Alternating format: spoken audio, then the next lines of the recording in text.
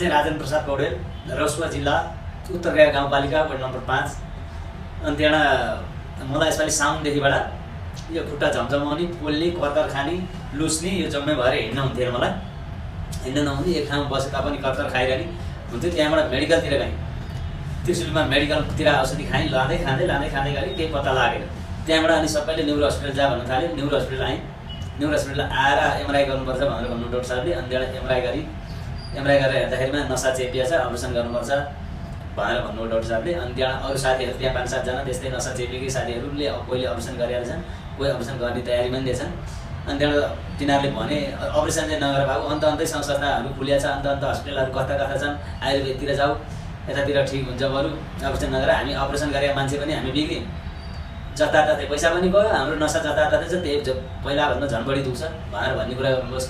साथीहरूले पनि त्यस्तो सल्लाह लिएर अनि त्यहाँबाट म अपरेसन नगरिकन घर गएँ। घर गएर 2 महिना लगभग घरमा बसी मेडिकलतिर औषधि खान्छु, छुँदैन, यो खाने मात्रै हो। त्यसो गरेर अनि पछाडि भएपछि अहिले छोराले पत्ता लगाएर यहाँ ल्याएर चाहिँ अहिले मेरो राम्रो उपचार भयो। त्यहाँ वेदान्त हस्पिटल भनेर म साथीहरूलाई सुझाव सल्लाह दिन्छु। मैले जानेको जग्गालाई कति छन् यता अलपत्र परेको हाल्छ, तिनीहरूलाई मैले सबैलाई यहीँ जाउँ भनेर मैले गाउँमा पनि बोलाइ पनि देखाएको छु।